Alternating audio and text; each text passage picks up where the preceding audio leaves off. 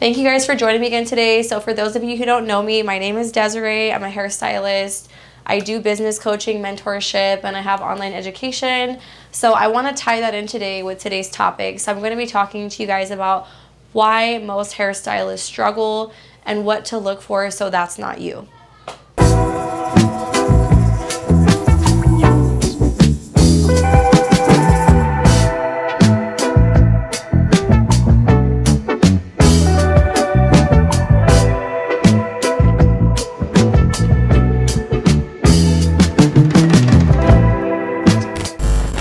So if you're a hairstylist or any beauty provider in our industry, you're going to see people who struggle financially. And a lot of times that comes from not having financial literacy or just poor spending habits.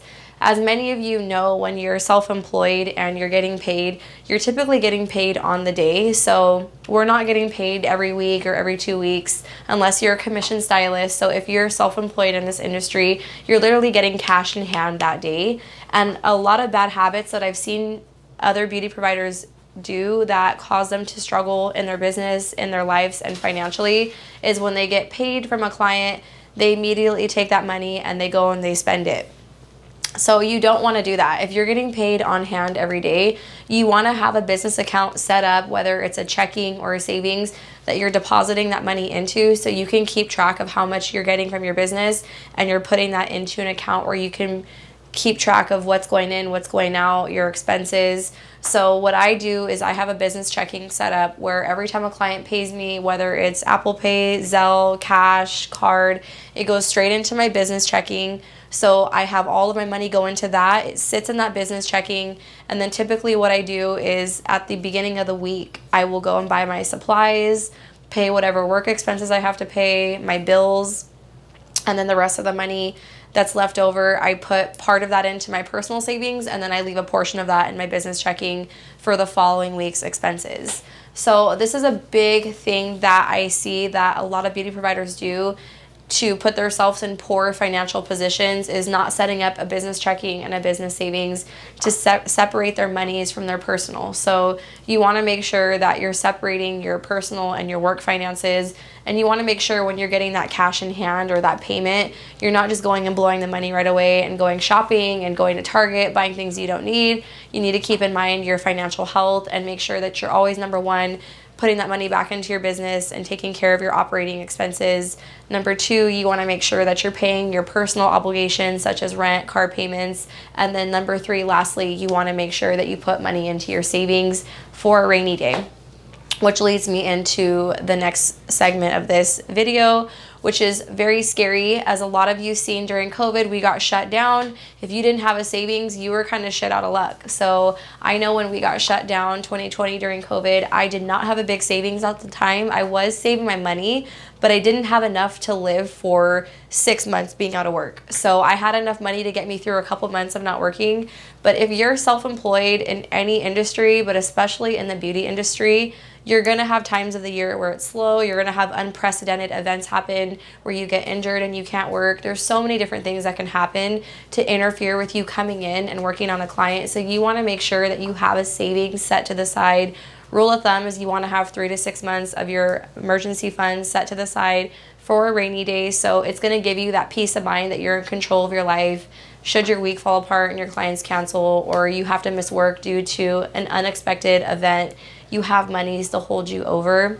So if you guys aren't practicing these habits, you're definitely going to put yourself in a position where you can experience hardship and you can definitely struggle financially, which is why most beauty providers typically do struggle financially and they're not able to acquire things like homes, assets, rental properties because they don't have good financial health and good financial practice.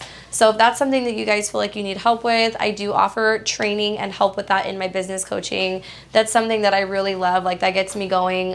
Just being in a position where I am a single mom and I'm a business owner, I have to be very smart with my finances. I have to make sure that I have enough money to cover my business, my home, and all my other personal obligations. Should anything go wrong, I have to make sure that I have myself covered, and you should also too. So if you're self-employed and you're in this business, and you don't want to struggle financially, and you don't want to make the same common mistakes that most people make, don't spend that money right away when you get that money in hand at work. Make sure you're putting that money away in the correct accounts. Make sure you open up that business checking, and make sure you open up a business savings, whatever local bank that you work with. Just make sure that you get that set up as soon as possible if you don't already have one.